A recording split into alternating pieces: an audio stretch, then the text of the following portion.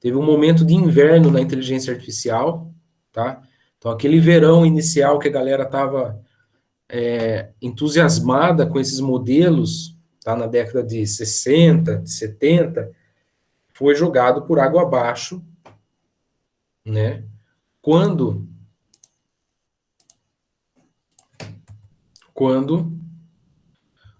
vamos lá avançar, o Minsky e o Papert, em 1969, lançaram um livro chamado Perceptrons, com uma análise sobre esse perceptron, e a partir das análises, eles criticaram o perceptron, então todo aquele entusiasmo foi por água abaixo, quando eles disseram e sugeriram no livro que não haveria motivo para acreditar que esses perceptrons interconectados entre si, né, em várias camadas, poderiam superar as suas próprias limitações. Tá? E aí eles mostraram limitações básicas que esse negócio não funciona. Beleza? Alguém sabe dizer qual é a limitação, uma limitação simples que esse negócio não funciona? O professor, não lembro direito, mas é no ou exclusivo? Isso, exatamente. Então,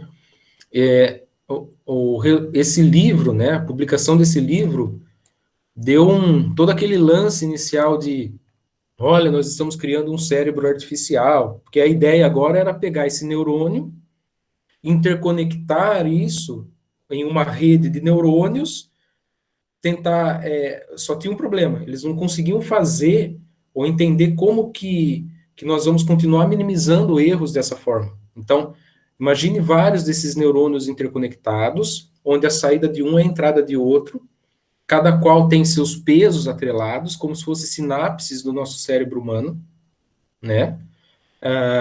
Esses pesos é a intensidade dessa sinapse, desse sinal, e eles devem ser ajustados, tá? Para que respondam corretamente no fim. Só que aí você tem uma rede de neurônios e não se tinha ideia, ou não se tinha algoritmo para orquestrar uma atualização de um conjunto de neurônios. Basicamente é o quanto que o peso de um certo neurônio impacta no erro lá no fim, se você tem um conjunto de neurônios. E sabendo o quanto que ele impacta, em que direção eu levo essa minimização, esse gradiente, a ponto de impactar na redução do erro posteriormente. Tá? Então, esse era o problema. Um algoritmo que orquestrasse essa ideia que a gente viu até agora em uma rede desses neurônios conectados. Então, todo mundo queria conectar agora essas unidades de processamento. A gente só está vendo o perceptron. A ideia é pegar vários perceptrons, interconectar em redes, tá? Eu já vou mostrar como é a topologia dessas redes, para fornecer uma saída lá no fim. A ideia é que aí o poder disso seria, né, tipo, né, ou se aproximar do poderio humano nosso, né? Hoje a gente sabe que isso é bem difícil, de conseguir realizar essas sinapses e etc., e em função dos estímulos, responder corretamente, beleza?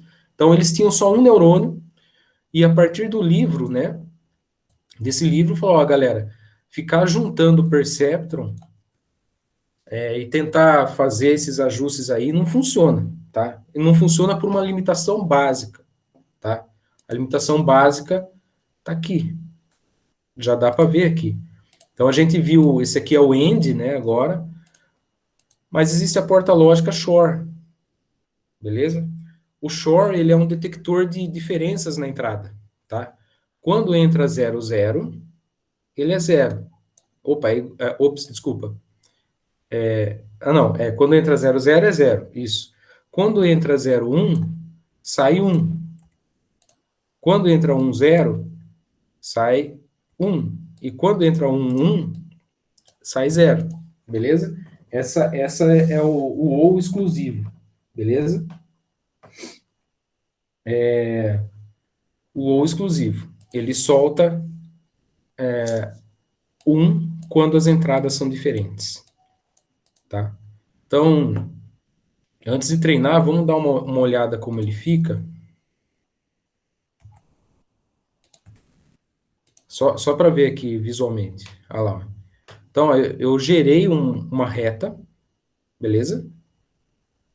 A gente tem que ajustar essa reta para classificar corretamente esses dados. Mas olha o que a porta Shor proporciona. Ela coloca duas classes aqui, né, vermelha, bolinha vermelha, de esgueio aqui de diagonal, e na outra diagonal tem as bolinhas azuis. A pergunta é, uma reta consegue dividir esse espaço? Não. Não. Esse é o problema.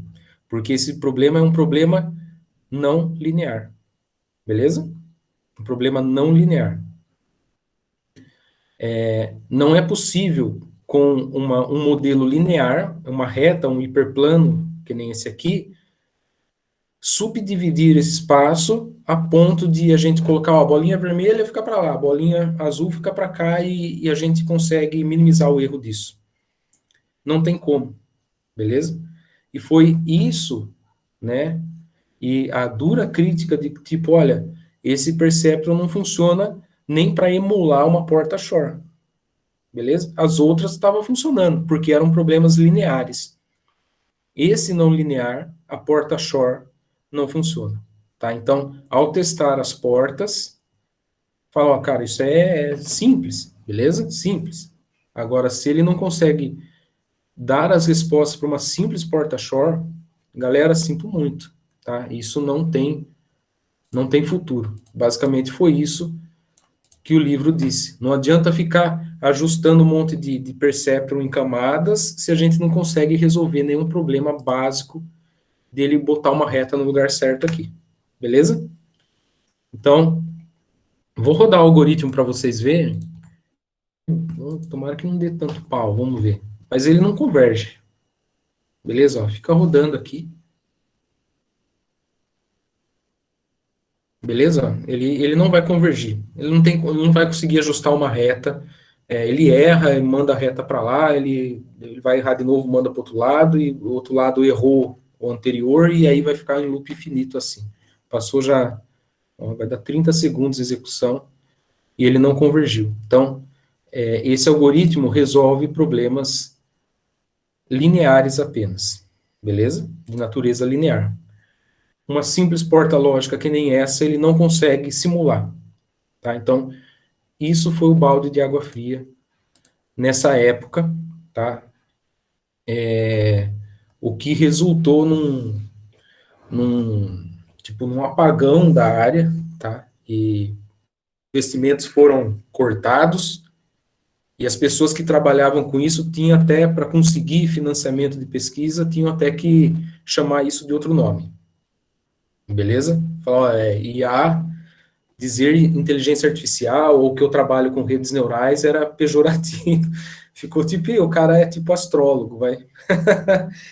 O cara, né, mexe aí com ciências ocultas aí, com essa alquimia aí, é muito, muito holístico, deixa quieto, beleza? Então, o pessoal chegou até a mudar de área ou chamar o que fazia ainda dentro disso de outro nome, tá? Para conseguir financiamentos. Alguma pesquisa ainda continuou acontecendo ao redor do mundo aí, né? E de maneira, né, na década de 80 começou a surgir pessoas, né, trabalhando em cima de redes ainda, e surgiu em 82 dois tipos novos de rede, que é a rede de Hopfield, que são redes recorrentes, e essas redes tentam mimetizar a memória humana, tá? Ela mantém algum tipo de memória, né, e uma dependência no tempo para realizar o seu aprendizado. Houve também outro tipo de rede que é chamado de mapas auto-organizáveis, tá?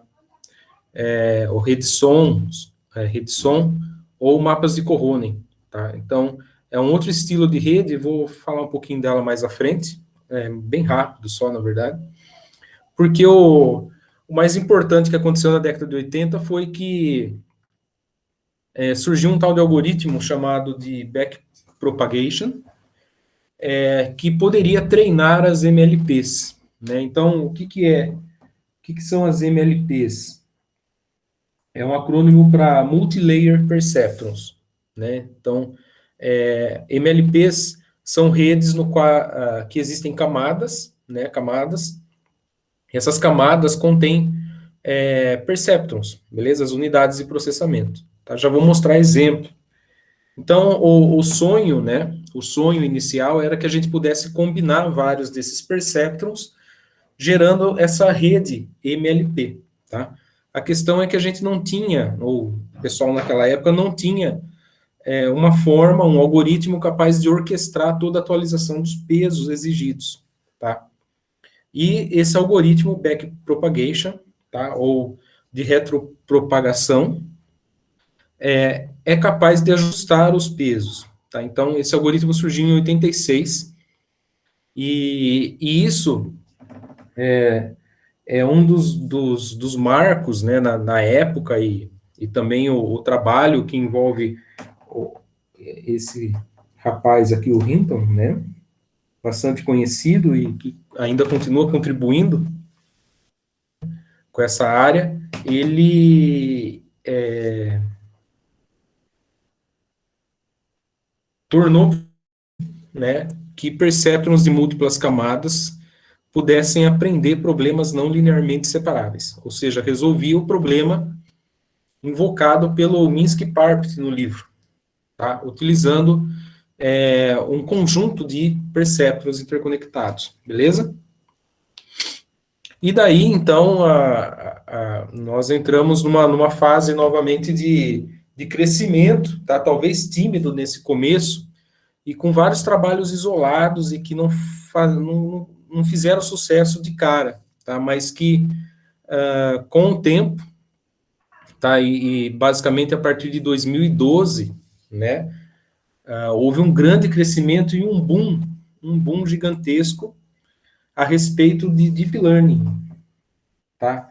Deep Learning, graças ao poder computacional, né, dos anos 2000 aí para frente, tornou possível a criação de redes neurais, né, bem profundas, né, ou seja, contendo várias camadas, entendeu? E trabalhando com muito mais parâmetros do que o comum. E também tentando enxergar o funcionamento dessas redes de uma outra forma, tá? Talvez a mais conhecida, né, seja as redes CNNs, tá? As Convolutional Neural Networks, tá?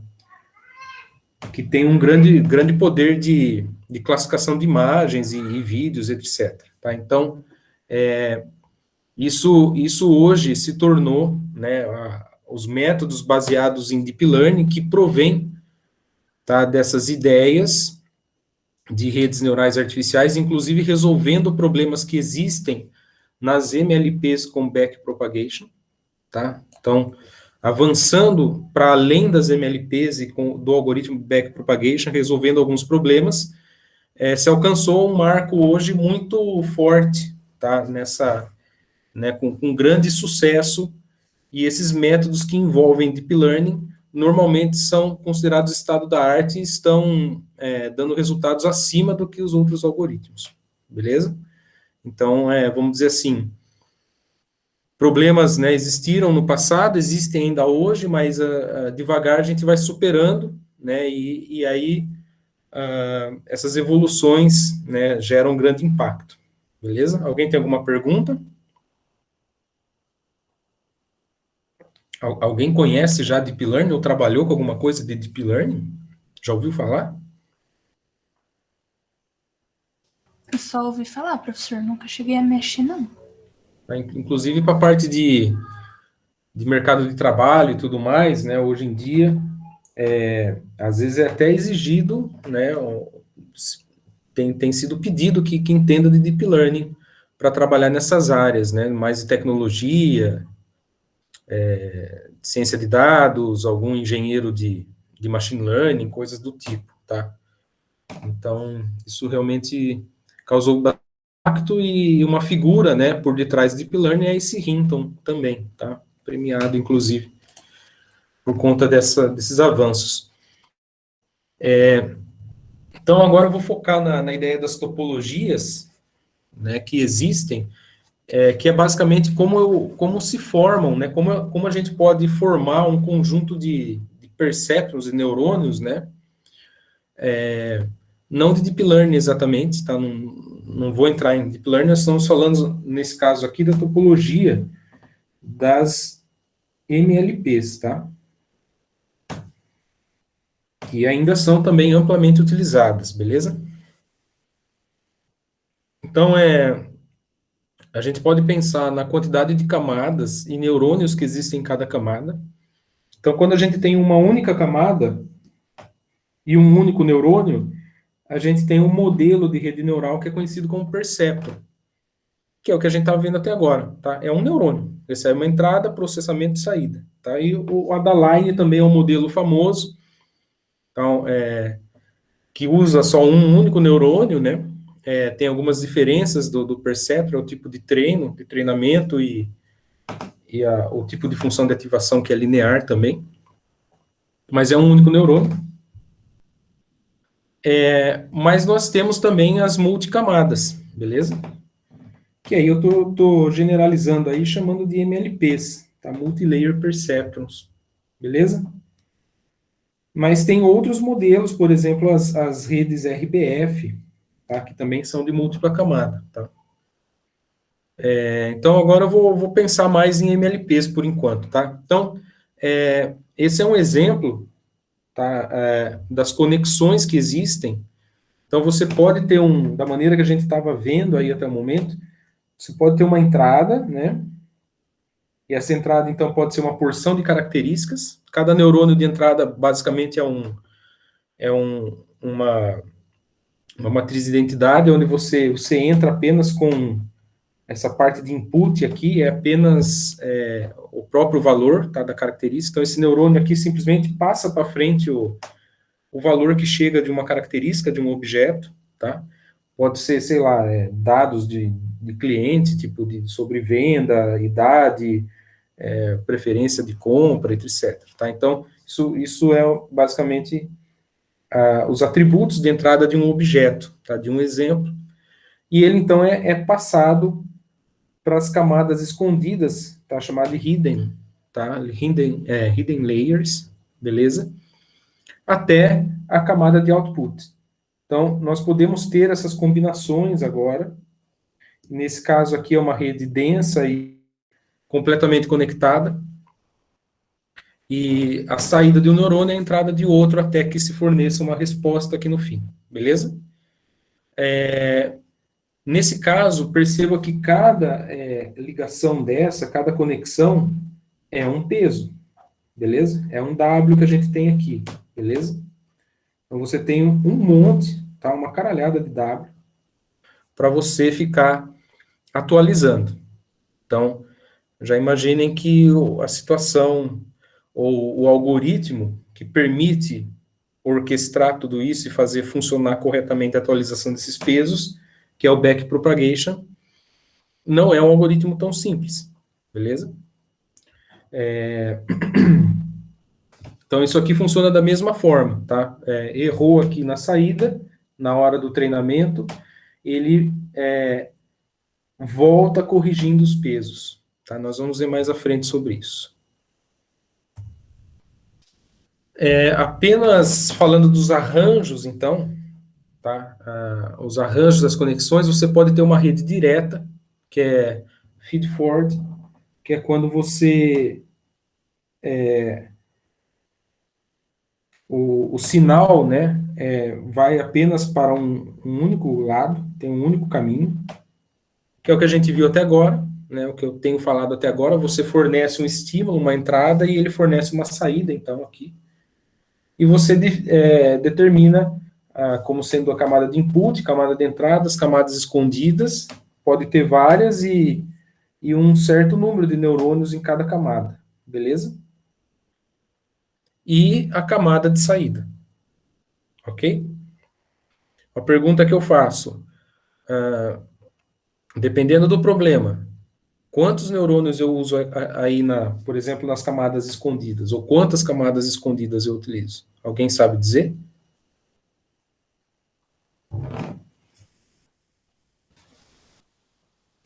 Tipo, dado um problema, o que que eu preciso para resolver ele? Quantas camadas, quantos neurônios? Ô, professor, cada neurônio ele vai poder soltar uma resposta só? Ele solta um Y. O que acontece é que as camadas internas aqui, né? O Y que ele solta, a saída que ele solta é a entrada de outro. E aí, esse outro, por sinal, é a entrada de output. O output, no fim, solta um resultado. Tá? Nesse caso aqui, esse resultado ainda pode ser binário. Ele pode fornecer uma combinação de números binários, no qual cada combinação seria uma classe. Nesse caso aqui, o tipo de classificação com 3 neurônios na saída, você poderia classificar até mais classes do que só 2. Né? No caso do Perceptron lá, que era ou 0 ou 1. Dando respostas de 0 e 1 para cada um desses, você pode assumir uma combinação de zeros e uns, que represente cada qual uma classe. Né? A questão que eu perguntei sobre a quantidade de neurônio é que ninguém sabe direito. Né? Ou já se estuda isso, mas né, a capacidade de aprendizado, né, e quanto de neurônio precisa, né, mas por muito tempo isso ficou, não se sabe quantos neurônios precisa para resolver um problema, mas eu vou falar mais sobre isso à frente, beleza? Mas isso por muito tempo foi uma questão muito complicada você conseguir determinar quantos neurônios você precisa, quantas camadas você precisa, tá? Eu vou oferecer indícios hoje nessa aula, né, indícios não, né, o que acontece com esses neurônios escondidos, né, mas mesmo assim na prática nós temos alguns obstáculos, beleza? Tem outros tipos de rede, são chamadas de redes recorrentes, beleza? As redes recorrentes são aquelas que mantêm uma memória, né? E para manter essa memória, a saída dela, veja só, a saída dos neurônios também é fornecido como entrada para eles. Tá? Então, além de ter uma entrada externa aqui embaixo, input, ele ainda é retroalimentado, ok?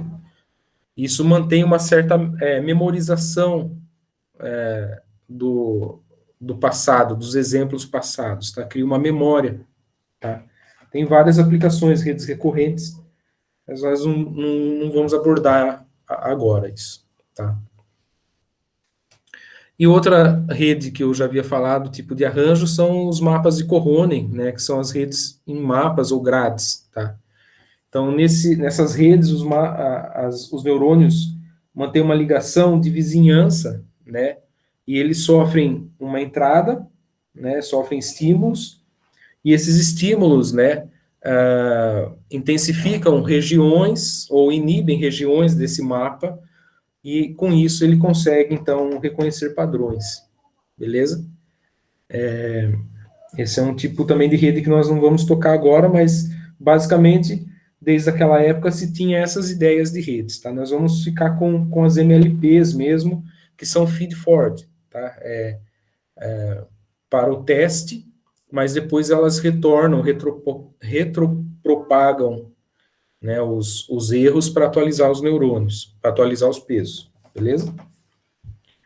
Então, nessa situação, né, o grande intuito, tá? O grande intuito é nós conseguirmos resolver problemas não linearmente separáveis, tá? Para isso, nós usamos as MLPs. A MLPs. Beleza?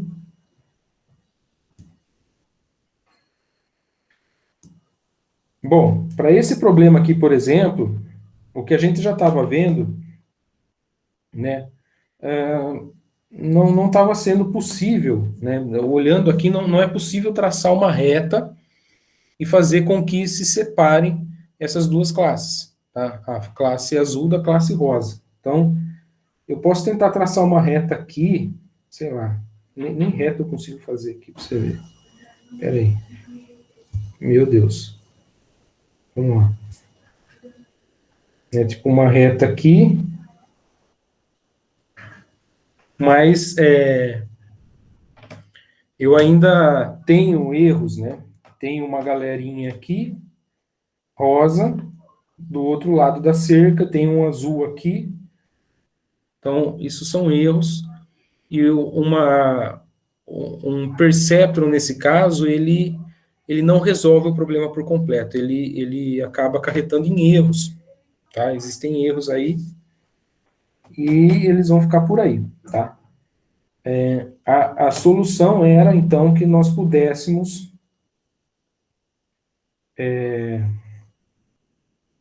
ter uma configuração de hiperplano que fosse convexo, de maneira a fazer algo como isso. Tá? Vamos ver se eu consigo fazer um que funcionaria, tá? Consistente com esses exemplos. Acho que é isso, beleza? Nós precisaríamos uma superfície parecida com essa, para eu dizer que, olha, os azuis estão aqui em cima e os rosas estão todos abaixo, beleza? A questão é como eu gero isso, tá? Então, nós utilizamos, né, as MLPs e algumas questõezinhas, algumas mudanças no Perceptron para que isso funcione, tá? Todos entenderam? A grande questão é que a grande maioria dos problemas são não lineares. E, além disso, a grande maioria dos problemas você nem imagina como está essa superfície, ou como está esse plano, né? Aqui eu estou lidando com duas variáveis, beleza? São dois parâmetros. Poderia ser o peso e a altura de uma pessoa, tá? Para determinar graus de obesidade, por exemplo. Mas eu poderia estar trabalhando com muito mais atributos. 3, 4, 5, 6, 7, 8, 10 atributos, sem problemas, tem 50 atributos, 100, 200, 500 atributos. Com 500 atributos, você nem imagina nesse espaço aonde está o quê, né?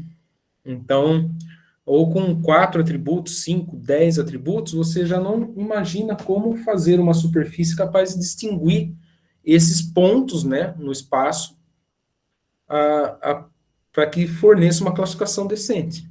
Beleza?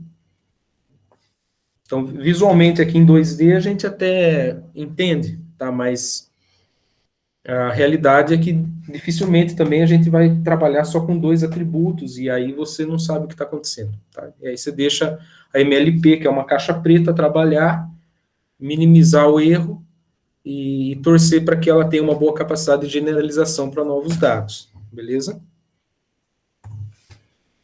Bom, então vamos se aprofundar mais um pouco, né? Então, eu estou pensando aqui numa MLP bem simples, tá? Com duas entradas, né? Duas entradinhas, uma camada oculta, beleza? E uma saída, né? Um neurônio que combina os resultados dos dois neurônios da camada oculta, beleza? Aí é o seguinte, eu posso ter posso chamar vou chamar essa camada de output de Ozão, essa aqui de Hzão, de hidden, e essa aqui de input, beleza? Então eu tenho 3 camadas, beleza? O input só passa para frente né, esses neurônios aqui só passam para frente o resultado, os valores de entrada, tá? Padrão de entrada. O que ocorre é o seguinte, vamos imaginar que eu precise atualizar esses pesos, né? E aí você tem, então, por exemplo, eu posso assumir que você tem esse neurônio aqui, O1, beleza? De output. Poderia ter mais de output, mas eu assumi O1. E você tem um peso aqui. Ops. Você tem um peso aqui que relaciona para o késimo neurônio do output, tá? O jésimo neurônio provindo da camada oculta, beleza? Então,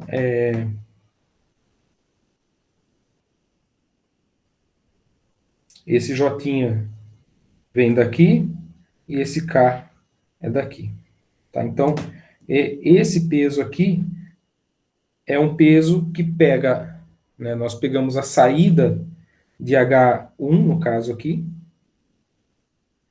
e multiplicamos por esse peso WKJ, e aí ele serve, então, como entrada para o neurônio de output, beleza? E aí passa pela função de ativação e tudo mais, ou seja, esse neurônio que eu estou falando, assim como todos os outros, exceto os de entrada, que só passam o mesmo valor, funcionam tal qual o perceptron, tá? A diferença é que a entrada dele é a saída na camada escondida. Beleza? Alguma dúvida? A questão agora é o que ocasiona quando eu tenho, né? Veja que agora eu tenho mais pesos para ajustar, tá? Eu tenho pesos aqui, tenho pesos aqui, pesos aqui, pesos aqui, pesos aqui e assim por diante, beleza? E eu preciso ter um modo de observar a influência desse peso no resultado final. Poderia ser esse peso aqui, ó, do tipo, eu quero atualizar esse W aqui, beleza? Eu quero atualizar esse W. Eu preciso observar a influência dele no resultado final, tá? No meu Y aqui no fim. O quanto ele contribui para o erro encontrado. Retropropagar essa informação até ele para que, a partir do gradiente específico dele, ele possa ser adaptado, beleza? Para isso, né, eu preciso saber o quanto ele contribui para o erro final. Então, o problema está ficando um belo de um problema, né? Por isso que foi difícil no começo, né? Desistiram disso, tá? Até que surgiu esse algoritmo de backpropagation, tá? A verdade é que quando você tem dois neurônios na camada escondida, um neurônio nesse espaço, quando eu estou olhando o espaço à direita aqui, ó, que é como se fosse o Shor aqui, o problema do Shor. Um neurônio produz o que nesse espaço? Quem pode me dizer?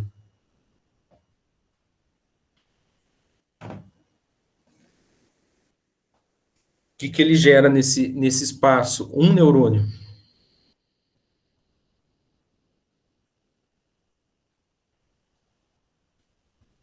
Vamos lá, galera. Alguém quer falar?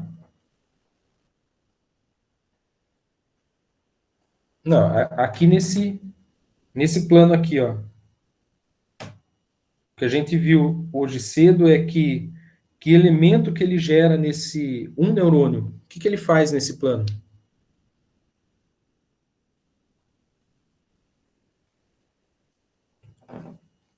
Um neurônio é para mim o quê? Olhando, né, algebricamente, tá? Um neurônio é para mim um hiperplano que corta esse espaço. É isso? que divide esse espaço. Então, um neurônio, para mim, é, nesse caso aqui, um hiperplano ou uma reta dividindo o meu espaço. Beleza? É isso que ele é. Lembram? Ele é... Só que é a equação da reta, né? Eu consigo extrair a equação da reta disso, é uma combinação linear, né? E aí depois eu posso mexer nos coeficientes dessa equação da reta, linear e angular, para obter infinitas retas nesse espaço, beleza? Ele só ajusta essas retas minimizando o erro, tá? Ele mexe nos Ws, que são os coeficientes angulares, e o coeficiente linear como sendo o bias, para posicionar essa reta em um local nesse plano que minimize o erro. Basicamente isso. Então, um neurônio é uma reta. 2 neurônios na camada escondida são o quê? O que o outro neurônio... Uma parábola? Não. Ainda não. Ainda não. Um outro neurônio é uma outra... Vai ser uma outra reta. Outra reta. Beleza. Então, eu poderia passar uma reta aqui. Beleza?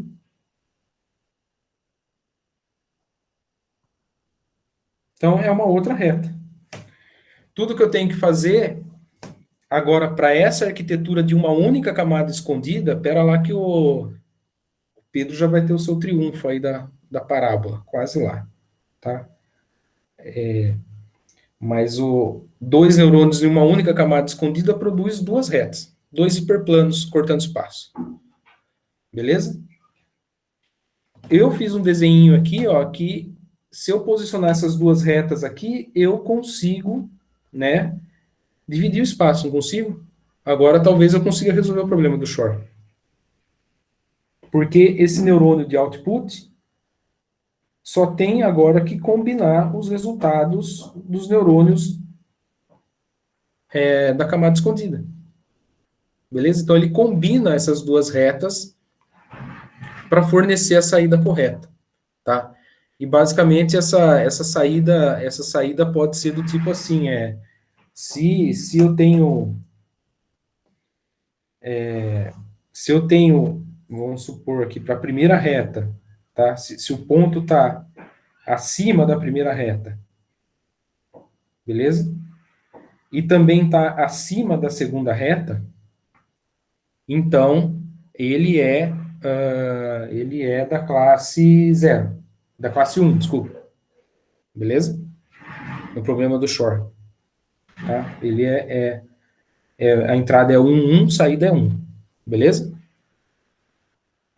Ele pode pensar assim também, veja que é tipo como se fosse um E, um conector E, tá? É tipo, e aí se o neurônio, se o ponto está abaixo da minha primeira reta, beleza? O neurônio está abaixo da minha primeira reta, mas, abaixo da primeira reta e acima da segunda reta, então ele é 0. Beleza? E se o ponto está abaixo da segunda reta e abaixo da primeira reta, então ele é 1. Beleza? O cara já está pensando à frente. No mínimo, ele já nem almoçou, ele ficou estudando isso aí. Com certeza. Bom, então, o que esse neurônio de saída faz é combinar esses resultados. Então, com 2 hiperplanos, eu consigo fazer coisas desse tipo, tá? E posicionar essas retas de maneira a funcionar isso ser resolver o problema do Shor. E, de fato, essa rede resolve, ok? O que eu não falei ainda é como atualizar esses pesos, tá? Então, as RNAs, tá, ou MLPs com múltiplas camadas, MLPs, né, a função expressada por cada neurônio é uma combinação de funções expressas pelo neurônio na camada anterior. Tá? Então, uma camada combina o que é expressado na camada anterior e que, por seguinte, é a entrada para uma outra camada que também combina a expressão na camada anterior, beleza? E assim por diante. Quando você tem uma única camada, tá? Isso já foi estudado ainda na década de 88, 89, tá? Você tem uma única camada, o hiperplano. Tá? Foi o que eu acabei de... Nós começamos falando de perceptron e hiperplano. O que acontece é que, para o problema do Shor, olha só, o hiperplano não é suficiente. Tá? Uma única camada, um perceptron. É isso que ele cria, um hiperplano. Então, não funciona para esse, tá? E não funciona também para regiões mais complexas, tá? Às vezes até com sobreposição, que é horrível, tá? Então, não funciona para conseguir discernir as classes desse modo, tá? Quando você tem duas camadas, que foi o que a gente acabou de ver agora, tá? Você tem a camada de input, né, e a hidden layer, e a de output, combinando os resultados da camada escondida, né? Você cria regiões convexas e fechadas. Então, a exemplo do que a gente acabou de ver aí que eu desenhei, né? Aí resolveria o problema do Shor. Mas ainda para pontos, né, uma nuvem de pontos com maior complexidade aqui, tá? O problema das bananas, tá? Esse é o problema da classificação de duas bananas. Olha só, não resolve tão bem, tá? É mais ou menos. Tá? Porque ele cria, só tem dois hiperplanos cortando de algum jeito, ele vai cortar esse espaço e vai ficar assim, tá? Agora, se você tiver três camadas, você cria combinações de regiões convexas. Tá? Então, ele vai pegar as regiões convexas da segunda camada e combinar, gerando, né, daí tem infinitas possibilidades de gerar essas regiões, tá? De maneira a, veja só, a englobar, né, ou a discriminar corretamente todas as classes. Beleza? Então, isso foi um grande, né, quando se percebeu isso, no fim da década de 80, foi um grande zum, né? A galera ficou feliz. Mas aí tem lá seus problemas práticos com relação a isso, né? Nem tudo é uma maravilha, mas foi provado que as MLPs, conforme você aumenta o número de camadas, é capaz de aproximar, tá? Qualquer problema não linear, ok? O gargalo disso tudo é o treinamento das MLPs, né? Ou o que custou tanto tempo, tá? Na verdade, a ideia do backpropagation parece que até antes de ser divulgada na década de 80 e 86, já havia sido estudada ou demonstrada em outros trabalhos mais antigos, mas ficou naquele limbo daquela época e ficou lá guardado, tá? Ninguém tirou isso, tá? E, inclusive, parece que foi feito por pessoas diferentes, alcançaram as mesmas ideias, né?